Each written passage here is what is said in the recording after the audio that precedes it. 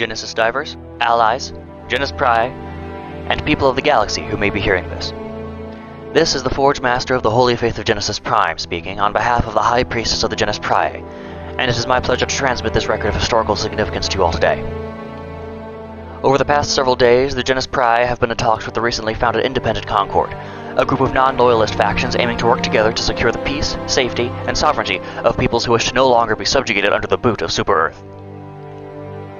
Through our talks, we have come to the agreement that the best way to bring the Independent Concord into the light is through a first joint operation among all allied factions within it.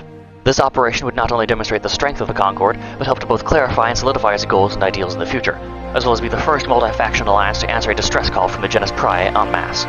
Welcome to Operation Divine Reclamation. Firstly, an overview of Operation Target.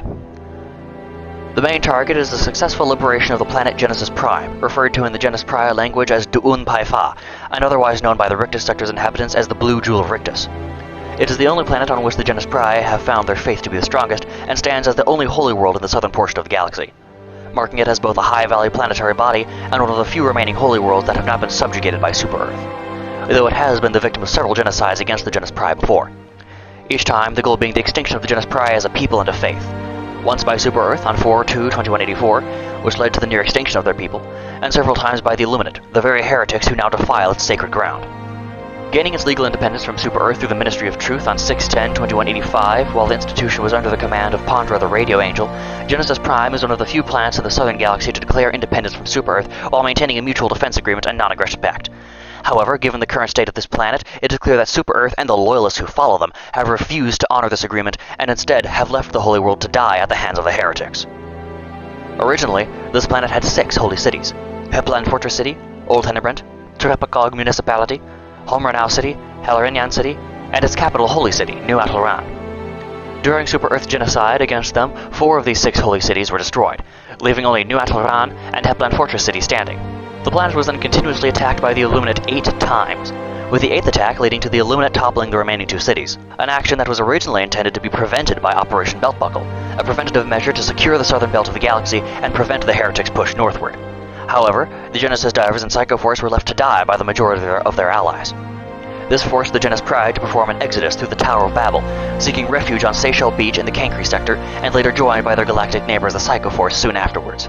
Even now, these vile heretics desecrate our holy world with their filthy footsteps, and defile my people's high temple with their cultist vitriol and genocidal doctrine.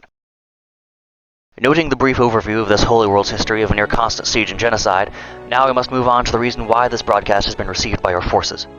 What must be done to rectify the sins of the heretics? We were unable to prevent the Illuminate from taking a foothold, but now is our chance to take back our holy world. Displayed before you is a map of G.E.N.I.S.I.S Prime. The X'd out areas are places that have been glassed and destroyed during the course of the Second Galactic War. The circled areas are Illuminate hotspots. The plan of attack is as follows. Firstly, strike teams will make landfall on the city of Malstrip Node, the holy city known to the G.E.N.I.S.I.S who inhabit the planet as Heplan Fortress City. This city was the launch site of the Tower of Babel and the strongest point of fortification on the planet. However, it is also the point that has been most heavily infested by the Illuminate heretics.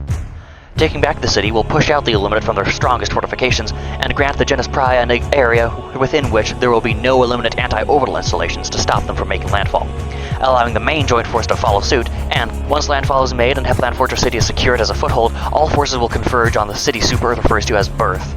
The true name of the city is New Atlaran, the capital holy city of G.E.N.I.S.I.S Prime, and the location of High Temple.